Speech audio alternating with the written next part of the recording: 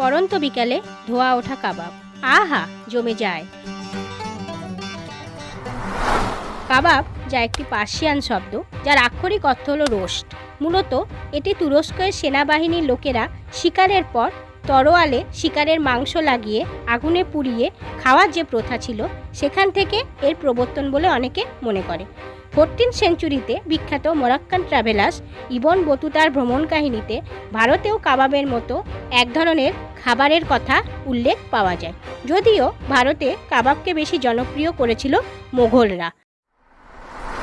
বর্তমান সময়ে এই ঐতিহাসিক খাবারের একটি উপযুক্ত জায়গা বলি আপনাদের।